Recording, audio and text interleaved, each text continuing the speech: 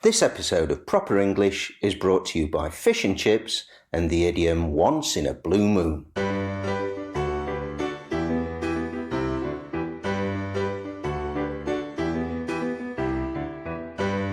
Hello, my name's Dave. And I'm Alison. And we'd like to welcome you to the 11th episode of our podcast, which, as you know, is called Proper English. If you're learning English and you want to know the correct words to describe a semi-liquid mix of milk, eggs and flour, if you fancy getting stuck into a bowl of trifle, if you are puzzled by the idea of fish and chips and full English breakfasts, then this week's Proper English is just the thing for you.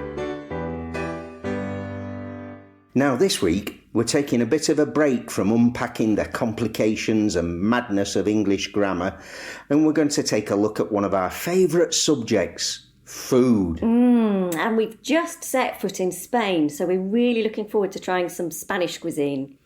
Whereas traditionally British food has a reputation for being, well, a bit bland. Vile calumny. I think it's probably because we don't use much in the way of garlic and aromatic herbs in our dishes. But what we do have is good, simple comfort food that is particularly suited to the generally cooler British climate. So, what's the first thing you think of when people mention British food? It's got to be fish and chips, hasn't it? Fish and chips and mushy peas. Don't forget the mushy peas. You can keep them as far as I'm concerned. I'm not really a fan. No idea. Anyway, fish and chips became popular in the 19th century. Some say in Lancashire, some say in London. Now, whether it was originally a northern thing or a southern thing is open to debate. But it's clear that the combination of deep-fried fish covered in crispy batter became more and more popular right across the country. What kind of fish is it then? Cod usually, or haddock, sometimes hake, occasionally plaice, or even rock salmon, which is another name for dogfish, which is a species of small shark. Cod remains the most popular choice, though. Although, with these days of overfishing, mostly places are preferring to sell things like haddock. And that's great because my favourite's haddock, because it has a particularly pleasant texture. Oh, I'm getting hungry. It was bound to happen. So how do we cook it? Well, traditionally, they were cooked in beef dripping and lard, but these days it's more common to deep fry in very hot, good quality vegetable oil. The chips are thick cut, not thin like French or Belgian fries, and the potato of choice is the Maris Piper. Yeah.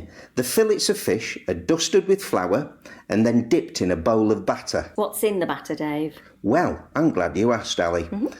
Ice cold water, or sometimes a cold fizzy beer, strong flour and salt and pepper. Or maybe some baking powder and vinegar with the water to create bubbles. Which are supposed to make the batter lighter and crispier. The consistency should be like a smooth double cream, a sort of semi-liquid mix. So, you've battered your cod fillet and allowed any excess batter to drip off. Then you put the coated fish in a frying basket and slowly lower them into the very hot oil for several minutes until the batter is golden brown.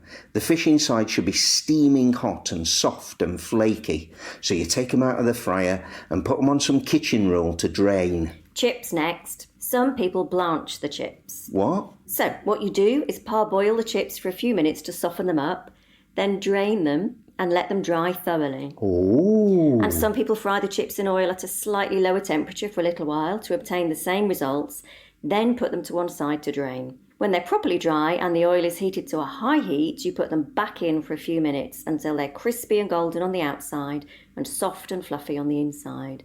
Perfect. Hold on. What? What about the mushy peas? Oh, what about them? Well, you've got to have mushy peas with fish and chips. It's the law. Machek knows that.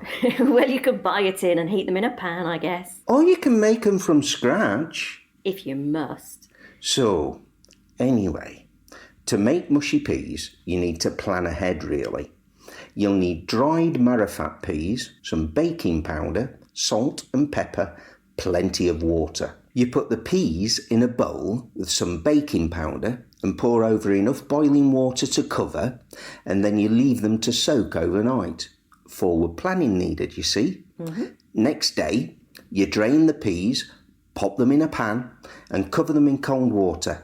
Then you season them with a bit of salt and pepper. Then bring them to the boil on the hob, lower the heat and simmer until the peas have softened and become, well, mushy. Awesome, with a dribble of mint sauce on top. Wonderful with fish and chips. I'm all right, thanks. So, what do you put on your fish and chips? Salt and malt vinegar, always. Some people put pepper on too. I like to put mayonnaise on chips sometimes, which is traditionally, it's a Belgian choice, that. And some people like a dollop of tomato ketchup. Not for me. I've never liked that stuff. And finally, where to eat them. Well, by the seaside, of course. Wrapped in newspaper with lashings of salt and vinegar. The freshest fish is available there, isn't it? I guess so. But I remember that there was a chippy just round the corner from our house back in Sheffield that was perfect for a Friday night fish supper. And yet, to be honest, it's very rare that you would cook fish and chips yourself. Yeah, that's true. Somehow it's just too much effort, isn't it? It's a takeaway food. It certainly is, and delicious too. In future episodes, we'll talk about Sunday roasts, shepherd's pie, full English breakfasts, and some of our favourite British desserts. But now, it's time for Idiom of the Week. Idiom of the week? This week's idiom is what we use to describe something that happens very rarely. We say it happens once in a blue moon.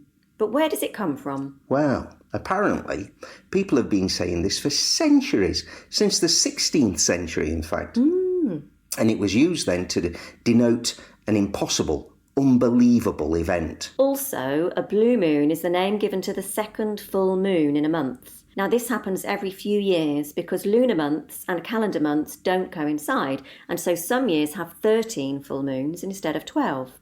Now, every few years doesn't equate to hardly ever, so perhaps there's another source for this saying. I reckon there is, as it goes. It's to do with volcanic eruptions, and in particular the spectacular explosion of Krakatoa in the 1880s, which threw a lot of dust into the atmosphere. And this can create amazing sunsets. And yes, you guessed it, sometimes it will make the moon appear blue. And because volcanic eruptions like Krakatoa don't happen that often, we arrive at the idiom once in a blue moon. And here we are at the end of another episode of Proper English, and I'm really hungry too. Fish and chips. Me too. Anyway, we hope you've had fun listening in on our conversation. And if you like what we're doing here, please tell everyone you know about us. The more the merrier. And don't be shy. Leave us a nice review and subscribe to us on Podbean Or Apple Podcasts. or Castbox or whichever podcasting platform you're using so you never miss an episode. Or you can email us at properenglish All one word. at sapo.pt if you have any suggestions for future podcasts. And if you have any burning English grammar related questions, you can ask us on Instagram or Facebook and we'll do our best to answer them. So, until next time, it's goodbye from me. And it's goodbye from me too. And thank you for listening to Proper English.